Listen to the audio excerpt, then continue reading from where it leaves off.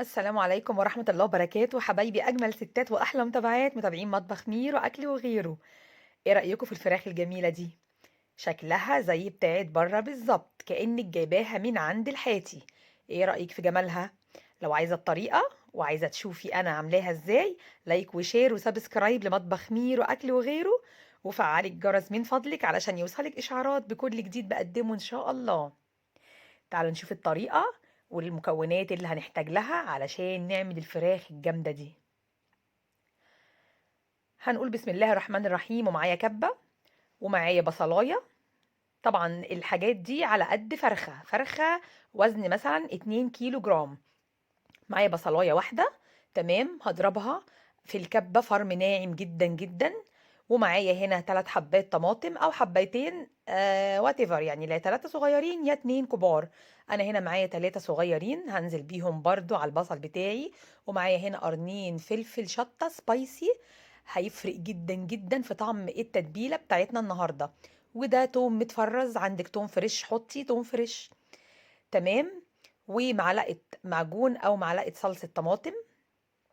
ومعايا بقى ايه، ملح وفلفل اسمر. وهنشوف دلوقتي، انا بنسى لغاية ما باجي اسجل معاكم وانتوا عارفين دي بهارات فراخ. انا كنت محتارة بصراحة هي بهارات فراخ ولا هي السبع بهارات. لا، انا استعملت بهارات فراخ في الوصفة دي. ودول معايا شوية زيت عباد او زيت ذرة، ومعلقة خل كبيرة. طبعا معلقة الخل تتغلغل كده في الأنسجة بتاعة أي لحوم أو أي فراخ وبتطريها معايا. ودي معلقة كبيرة عسل نحل.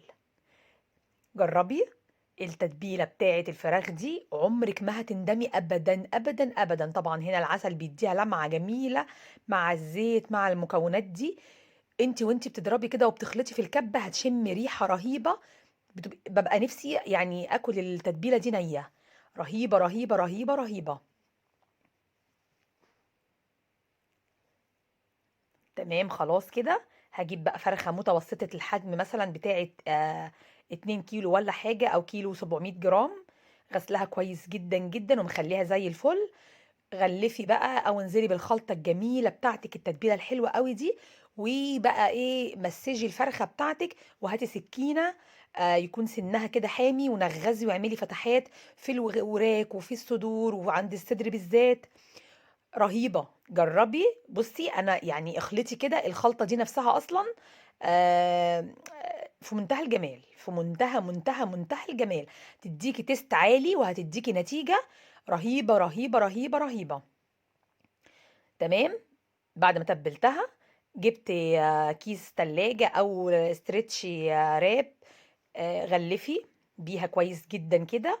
و مثلا ساعتين ثلاثة كل ما تسيبيها في التتبيلة تتشرب بقى وتاخد الطعم الجميل جدا. وعايزة تبيتيها قبلها بليلة لو عندك عزومة، بيتيها قبلها بليلة، بتبقى في منتهى الجمال. تمام. بعد ما تقعد في التتبيلة وتاخد وقتها خالص بدخلها على شبكة الفرن على أعلى درجة، على درجة حرارة 200 مثلا. وبتاخد مثلا من ساعة لربع ساعة على حسب وزن الفرخة. بيطلع شكلها بالجمال ده. وبالله عليكم قولوا لي رأيكم ايه. جميلة، قدميها مع رز بقى بسمتي مع مكرونة. ويا رب تكون عجبتكم، واشوفكم في فيديو جديد. سلام عليكم، باي باي.